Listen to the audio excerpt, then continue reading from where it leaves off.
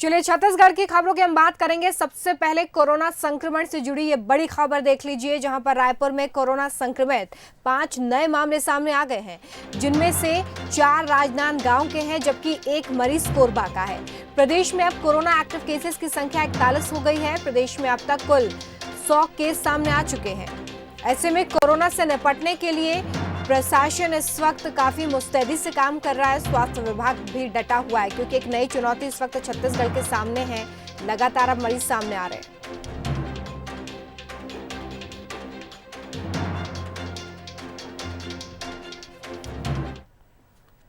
छत्तीसगढ़ में प्रवासी मजदूरों की वापसी को लेकर मचा सियासी घमासान अब और तेज हो गया है। मजदूरों के ऑनलाइन रजिस्ट्रेशन ने विपक्ष को नया मुद्दा दे दिया है। क्या है बीजेपी का बघेल सरकार पर नया हमला? रिपोर्ट में देखिए। मजदूरों पर कोरोना की मार, मजदूर घर लौटने को बेकरार, ऑनलाइन पंजीयन उम्मीद के पार, पलायन पर सियासी आर पार।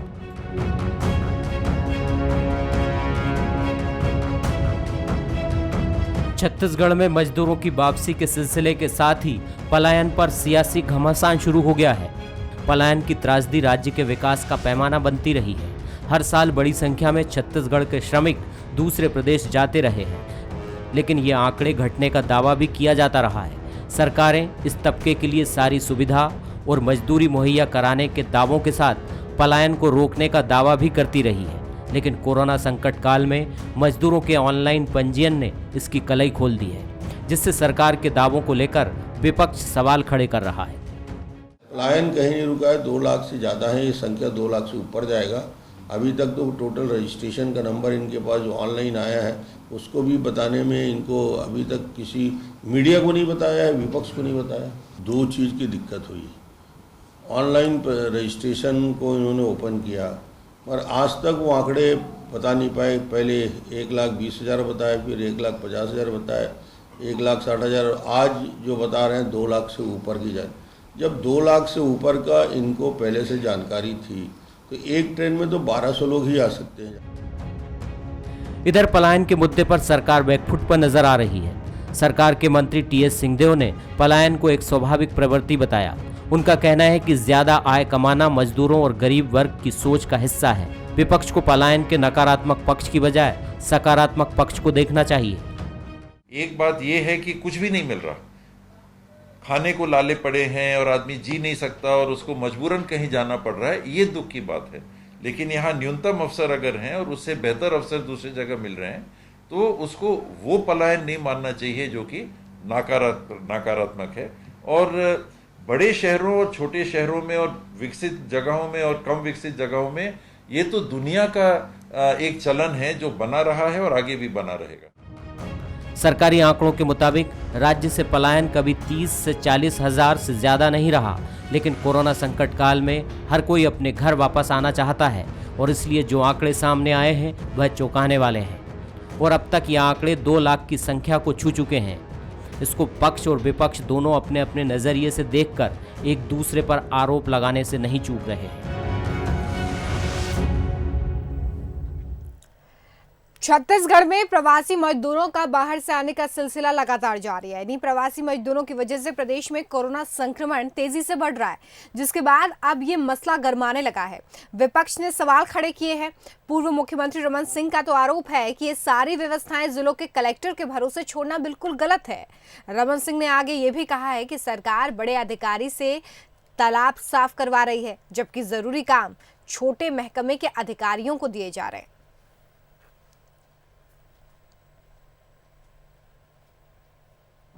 चीफ सेक्रेटरी जैसे अधिकारी को तालाब के गाद निकालने में लगा देते हैं और कलेक्टर जैसे अधिकारी को पूरी इसकी व्यवस्था देते हैं। चीफ सेक्रेटरी को देना चाहिए जवाबदारी, वो गाद निकाल रहा है। इतना सक्षम आदमी, इतना ऊर्जावान व्यक्ति गाद निकालने में लगा है। कोरोना के लिए बाकी लोगों को लगा कर रखे। डॉक्टर रमन सिंह जी का बात को मैं बुरा नहीं मानता, क्योंकि शेर बूढ़ा हो जाने के बाद भी हाथ पैर मारना छोड़ता नहीं है। वही हालत उनका है। अब कुछ ना कुछ तो बोलना है, तो आरोप सही अगर इतना ही उनको संज्ञान में लेना है तो उत्तर प्रदेश की स्थिति देख ले, मध्य प्रदेश की स्थिति देख ले कि लगातार वहाँ कोरोना केस बढ़ रहे हैं। कभी कभी अपने राजनांदगांव जिला भी चले जाए, जहाँ पर बॉर्डर में लोगों का आना लगातार तांता लगा हुआ है, वहाँ पर भी डॉक्टर हैं, आला लगा करके लोगों का थोड़ा सा कुछ इलाज करे। रायपुर एम्स के माइक्रोबायोलॉजी विभाग ने कोविड-19 के लिए RT-PCR का नया टेस्ट तैयार किया है, जिसके तहत अब 45 मिनट से 1 घंटे के अंदर ही कंफर्म रिजल्ट मिल सकता है। इसके साथ ही टेस्ट की लागत भी काफी कम है, ये सिर्फ 500 रुपए में होगा। माइक्रोबायोलॉजी विभाग के निदेशक professor doctor Nitin M Nagarkar के मुताबिक डिपार्टमेंट के डॉक्टर्स और साइंटिस्ट ने RT-PCR की नई विधि तैयार की है। इसमें सिंगल ट्यूब रिएक्शन टेस्ट की मदद से कोरोना वायरस की पहचान की जा सकती है। उन्होंने ये भी बताया है कि ये टेस्ट स्क्रीनिंग और कंफर्म टेस्ट में एक साथ प्रयोग किया जा सकता है। इतना ही नहीं, इसकी मदद से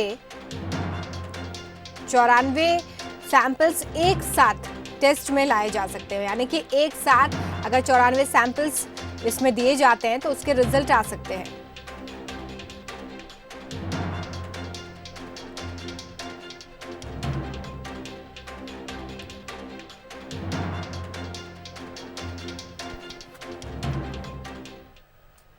बात बिलासपुर की करेंगे, जहां पर अटल बिहारी वाजपेयी यूनिवर्सिटी के कंप्यूटर साइंस विभाग ने कोरोना की जांच को लेकर रिसर्च की है। इसमें फेफड़ों का CT स्कैन किया जाएगा। इससे पता चल जाएगा कि मरीज को कोरोना है या फिर नहीं। साथ ही ये भी पता चल जाएगा कि फेफड़े कितने संक्रमित हैं, जो ब्लड जांच में पता नहीं चल पाता है। कंप्यूटर साइंस के विभाग अध्यक्ष डॉक्टर HS होता और शोधार्थी नीलेश वर्मा ने इस सिस्टम का नाम कोविस हेल्थ यानी कि कोरोना वायरस सिस्टम रखा है। शोधकर्ता का यह भी दावा है कि वर्तमान में हो रहे जांच से ये टेस्ट ज्यादा विश्वसनीय है और बेहतर है।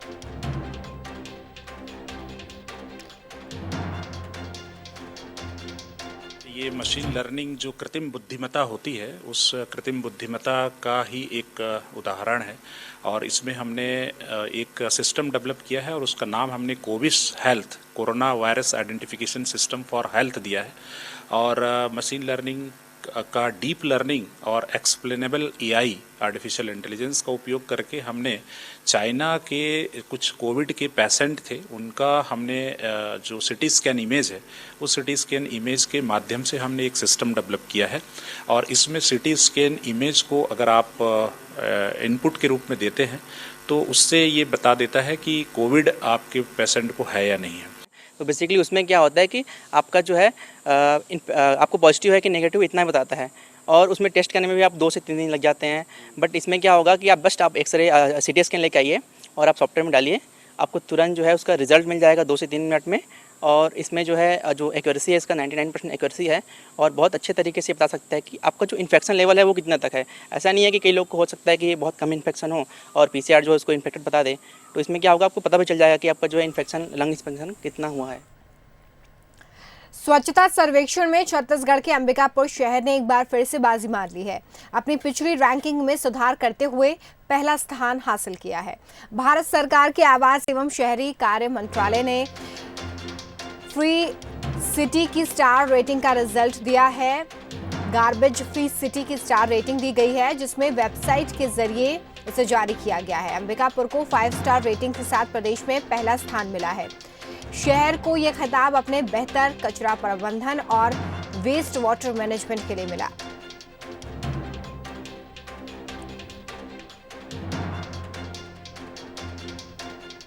शहर अन्य 5 शहरों के साथ में 5 स्टार रैंकिंग में आया है, जो कि बहुत ही खुशी और गर्व की बात है। इसके लिए मैं पूरा श्रेय हमारे सम्मानित नागरिकों को, हमारे सम्मानित सभी नगर निगम की टीम, कमिश्नर साहब, इंजीनियरिंग, सफाई, स्वच्छता दीदियाँ, सभी को मैं बधाई देना चाहूँगा। वहीं अंबिकापुर को हासिल हुई इस उपलब्धि पर स्वास्थ्य मंत्री और स्थानीय विधायक TS सिंहदेव ने खुशी जताई है। उन्होंने इसका श्रेय शहर के जिम्मेदार नागरिकों और नगर निगम की टीम को दिया। छत्तीसगढ़ के लिए अंबिकापुर ने एक गौरव जरूर उपलब्ध कराया है। मैं वहाँ के जनप्रतिनिधियों को, अधिकारियों को, जिन्होंने निरंतर मेहनत की है, मैं बहुत बहुत बधाई देना चाहूँगा। धन्यवाद। छत्तीसगढ़ के लिए वाकई में ये गौरव की बात है कि 5 शहर देश के चिन्हांकित हुए 5 स्टार रेटिंग के लिए, और उसमें राजकोट, मैसूर, इंदौर और नवी मुंबई के साथ अंबिकापुर को भी छत्तीसगढ़ को स्थान मिला है।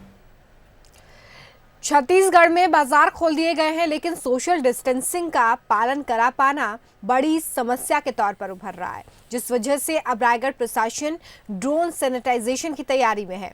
अब शहर की बहुमंजिला इमारतों के साथ तंगहाल गलियों तक सैनिटाइजेशन का काम किया जा सकेगा। इसके लिए महाराष्ट्र के एक कंपनी को काम सौंपा गया है, जो 3 ड्रोन्स की मदद से नगर के 48 वार्डों समेत सभी बाजार, दफ्तर, शॉपिंग मॉल और अन्य जगहों को सैनिटाइज करने का काम करेंगे। इसकी शुरुआत भी कर दी गई है।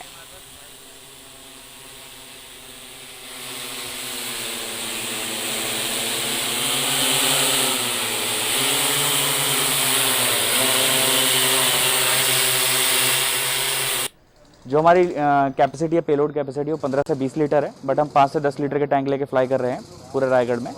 और जो हम केमिकल यूज़ कर रहे हैं वो सोडियम हाइपोक्लोराइट है, जो काफ़ी डाइल्यूट मात्रा में यूज़ कर रहे हैं। 1:9 और 15 के रेशियो में हम साइकिल चला रहे हैं, जिससे किसी बॉडी वगैरह को, किसी को भी हार्म भी नहीं होगा। एक दिन में हम 75,000 मीटर स्क्वायर कवर करते हैं। मैक्स टू मैक्स जाते हैं तो 1 लाख मीटर स्क्वायर। पहले भी काम करा है हमने, कटघोरा वगैरह में काम करा, तो काफ़ी इम्पैक्ट पड़ा है, तो हम यहाँ पे आए। अभी ये संक्रमण की स्थिति को देखते हुए हमारे मेयर महोदया ने मेयर मद से कुछ राशि आवंटित किया था। उनका ये था कि शहर को फिर से सैनिटाइज कराया जाए। उसी तारतम्य में ड्रोन से सैनिटाइज किया जा रहा है, सारे शहर को सैनिटाइज किया जाएगा। टोटल 48 वार्ड को हम लोग सैनिटाइज करेंगे और ये लगभग 15 दिन चलेगा। कोरोना संकट के चलते मजदूरों की परेशानी खत्म होने का नाम नहीं ले रही है। रायपुर में मध्य प्रदेश में फंसे ऐसे ही मजदूरों का एक मामला सामने आया है, जिसमें मुरैना जिले के रहने वाले हलवाई मजदूरों को रायपुर में मिठाई संस्थान की तरफ से भुगतान नहीं हुआ है, जिससे परेशान होकर ऐसे 2 दर्जन मजदूर पैदल ही मुरैना के लिए निकल गए हैं। बताया जा रहा है कि मिठाई और पकवान बनाने के लिए ये मजदूर विशेष तौर से MP से बुलाए गए थे, लेकिन पैसा ना होने के कारण इनके सामने खाने पीने के लाले पड़ रहे हैं। हालांकि जानकारी के बाद प्रशासन की तरफ से मदद जरूर दी गई है। घर जाना चाहते हैं सर, हमारे को कोई भेज नहीं रहा है, यहाँ पैसे मिल नहीं रहे हैं, रुक के क्या करेंगे, खाने पीने के लिए कुछ है नहीं है। भाई सर घर जाना है बस किसी भी हालत में। मुरैना रहते हैं, मुरैना मध्य प्रदेश, मुरैना ग्वालियर के पास है, गांव है हमारा शेरपुर, उसमें जाना है। हाँ एक ही जगह के, कुछ आगे के, कोई पीछे का है, उधर के ये सारे यही हलवाई का काम करते थे। पैसे नहीं दिए सर, बगैर पैसे के आए हैं वहाँ से। हम बस घर जाना चाहते हैं। बोलता है कि पैसे है ही नहीं मेरे पास। दुकान तो जितना भी लॉकडाउन चला ना, तो कभी उसने बंद नहीं की, लॉकडाउन में भी चलती रही है। मेरे जीजा जी खत्म हो गए थे ना, फिर भी मैंने बोला था मेरे को घर भेज दो कैसे भी, तो बोलता है देखूंगा। आज अभी तक भेजा ही नहीं, आज 20 दिन हो गए। प्रवासी मजदूरों के लिए बनाए गए क्वारंटाइन सेंटर से लगातार अव्यवस्थाओं की तस्वीरें निकलकर सामने आ रही हैं। लोग शिकायत कर रहे हैं। बिलासपुर की हम बात कर रहे हैं, जहां पर देवरी ग्राम पंचायत में बने क्वारंटाइन सेंटर में मजदूरों ने गंभीर आरोप लगाए हैं। उनका ये कहना है कि उन्हें समय पर खाना नहीं दिया जा रहा है और ना ही खाने की गुणवत्ता सही है। वहीं जब वो इसके खिलाफ आवाज उठाते हैं तो अधिकारी उन्हें दूसरे ग्राम पंचायत में भेजने की धमकी देते हैं। मजदूरों का ये भी कहना है कि हाल ये है कि वो अपने घर से खाना मंगवाकर खा रहे हैं।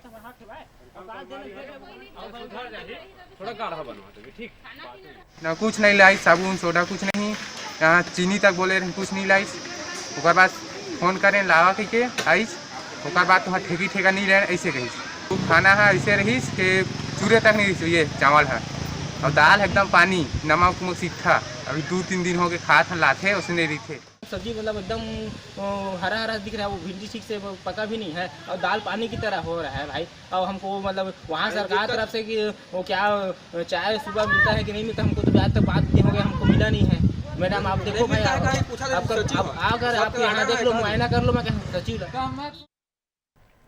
कोरोना वायरस से लड़ाई के लिए इससे होने वाली मानसिक परेशानियों से भी लड़ाई करना बहुत जरूरी है और इसको लेकर अब तैयारी चल रही है। कोरोना संकट काल ने लोगों को मानसिक रूप से भी परेशान कर दिया है। तो वहीं क्वारंटाइन सेंटर्स में होने वाली घटनाओं को लेकर आम लोगों के मानसिक संतुलन को इस वक्त बिगड़ता देखा जा रहा है। वहीं अब इस पर पक्ष और विपक्ष भी आमने सामने हैं। दोनों के बीच जुबानी जंग तेज हो गई है।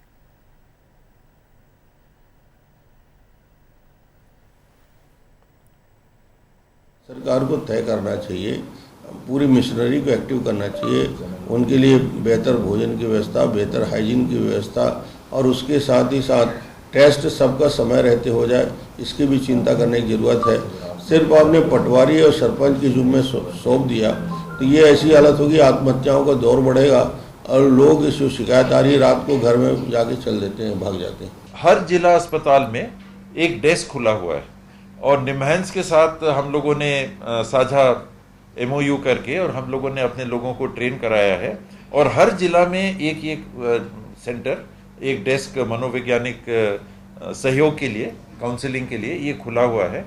और उसके अतिरिक्त कोरोना के संदर्भ में 104 पे ये ऑनलाइन काउंसलिंग उपलब्ध है। तो 104 में जहां से भी कॉल आता है और मनोवैज्ञानिक काउंसलिंग की आवश्यकता बताई जा रही है तो 104 के माध्यम से उपलब्ध कराई जा रही है। कार्डियक अरेस्ट आने के बाद अजीत जोगी कोमा में चले गए हैं। 10 दिनों से जोगी अस्पताल में भर्ती हैं। अब उनका ट्रीटमेंट करने वाले डॉक्टरों ने उनके स्वास्थ्य को लेकर एक बड़ी जानकारी दी है। अजीत जोगी का मेडिकल बुलेटिन जारी हुआ है जिसमें ये बताया गया है कि अभी भी पूर्व मुख्यमंत्री अजीत जोगी कोमा में है। ब्लड प्रेशर को नियंत्रित किया गया है। साथ ही अजीत जोगी अभी वेंटिलेटर पर हैं। उनकी हालत पहले की तरह गंभीर बनी हुई है।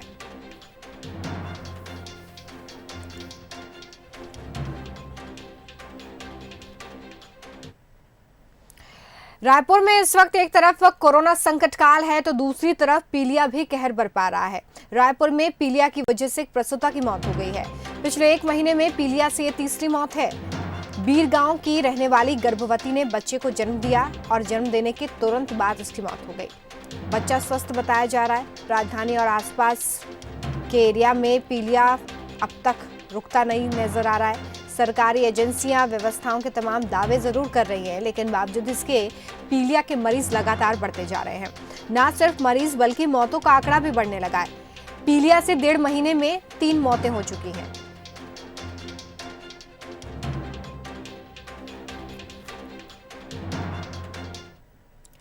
लॉकडाउन के बाद से नशीले पदार्थों की बिक्री में पूरी तरह से रोक लगा दी गई है, लेकिन बावजूद इसकी बिक्री के लिए अलग अलग प्रकार के अब काम किए जा रहे हैं, कोशिशें की जा रही हैं। और इसी बीच कोंडागांव की केशकाल पुलिस ने नशीले पदार्थ का जखीरा पकड़ा है।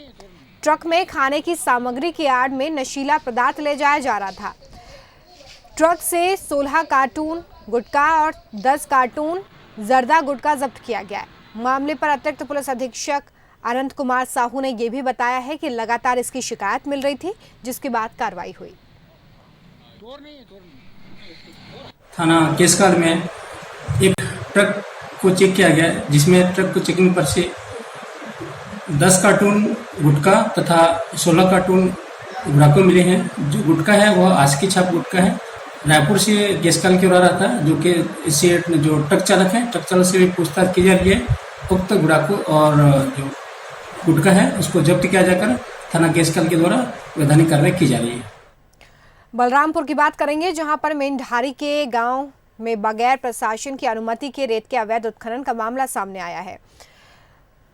ग्रामीणों का यह भी आरोप है कि रेत ठेकेदार ने अवैध तरीके से 500 गाड़ी रेत का खनन इरिया नदी से किया। ग्रामीणों ने जब इसकी शिकायत प्रशासन से की तो बसंतपुर थाने के टीआई और अधिकारियों ने ग्रामीणों को धमकी दी।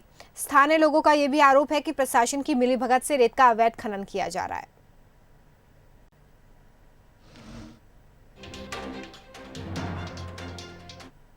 ठेकेदार द्वारा रेत का भंडारण ग्राम मेढ़ारी रामानुज जी रोड के उत्तर साइड में किया जा रहा है।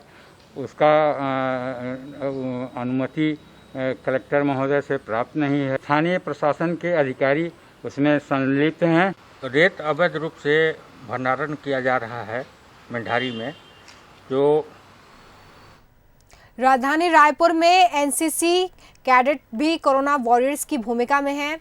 एनसीसी कैडेट्स की ट्रैफिक पुलिस के सहयोगी के रूप में उन्हें तैनात किया गया है, लेकिन लॉकडाउन का पालन सुनिश्चित करना, सोशल डिस्टेंसिंग के पालन, लोगों को फेस मास्क के लिए जागरूक अब ये सभी लोग करते नजर आ रहे हैं। ट्रैफिक पुलिस के मददगार की अपनी नई भूमिका को एनसीसी के जो कैडेट्स हैं वो एक नई भूमिका बता रहे हैं, इसे एक नए अवसर के तौर पर देख रहे हैं। तो इस कोरोना काल में हर कोई मदद के लिए आगे आ रहा है। ट्रैफिक की व्यवस्था संभाल रही है यहाँ पर ट्रैफिक पुलिस, लेकिन उनकी मदद के लिए आगे आए हैं एनसीसी कैडेट्स। वो अब ट्रैफिक संभालने में रायपुर में ट्रैफिक की मदद कर रहे हैं, ट्रैफिक पुलिस की। हम कुछ एनसीसी कैडेट्स से उनसे बात करते हैं। क्या आप लोग हेल्प करते हैं? Yes sir. ट्रैफिक संभालने में? ट्रैफिक संभालने में हम जो मास्क ना लगाए उनको मास्क लगाने कहते हैं, हेलमेट ना लगाए हेलमेट लगाने कहते हैं, प्लस जो 2 डबल सवारी रहती है उनको भी हम बोलते हैं कि सिंगल में जाए। बिल्कुल। तो एनसीसी कैडेट्स हैं जो लगातार ट्रैफिक संभालने में मदद कर रहे हैं। कब तक ड्यूटी करते हैं आप लोग? हम लोग मॉर्निंग 10 बजे से 3 बजे तक रहते हैं यहाँ। कैसा लग रहा है यहाँ पे ड्यूटी करके? पहली बार कर रहे हैं? हाँ, फर्स्ट टाइम है ये, मतलब अच्छा एक्सपीरियंस है, हो गया है हम लोग को।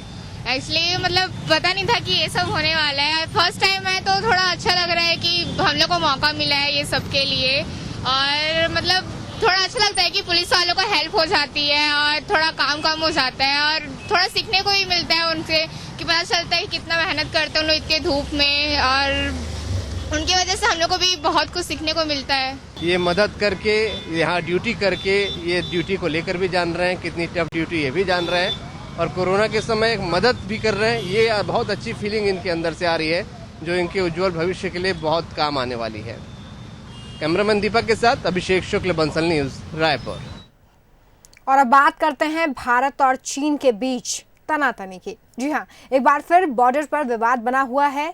चीन ने धौंस दिखाना शुरू कर दिया है, लेकिन इस बार भारत ने उसकी कमजोर नस दबा दी है। बॉर्डर से लेकर WHO तक चीन घिर गया है।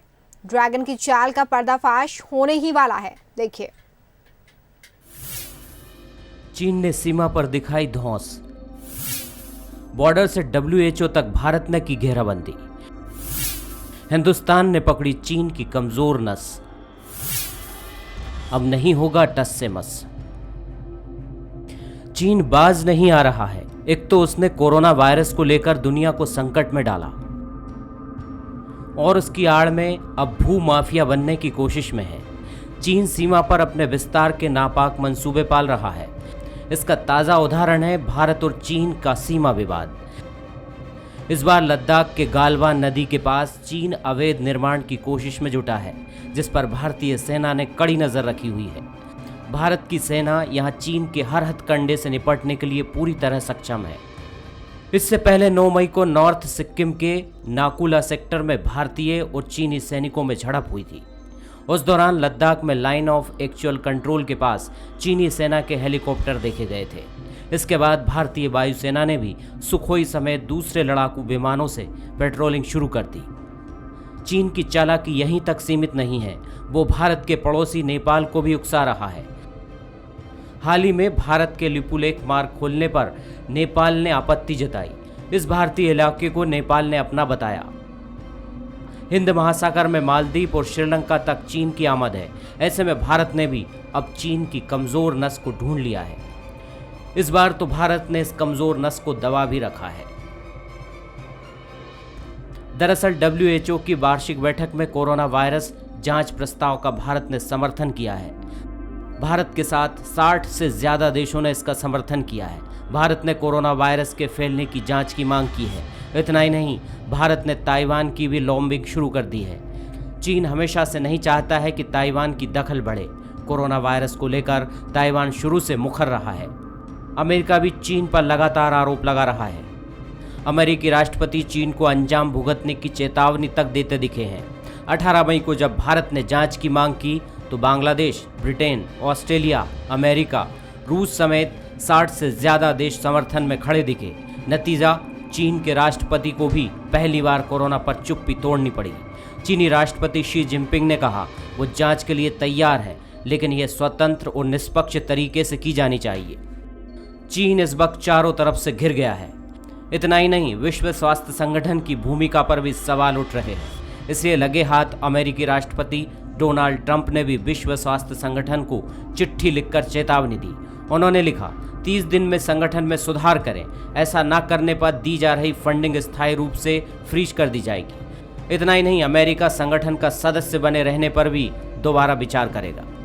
जाहिर है इस बार ड्रैगन की चाल से दुनिया भी वाकिफ हो गई है। उसके विस्तारवादी नीति और गलत सूचना देने से दुनिया में गुस्सा बढ़ रहा है। भारत के साथ सीमा विवाद से तो जग जाहिर हो गया कि चीन कोरोना की आड़ में भूमाफिया बनने की सोच रहा है, लेकिन उसके मंसूबे डोकलाम की तरह इस बार भी सफल नहीं होने वाले। Bureau report, Bansal news.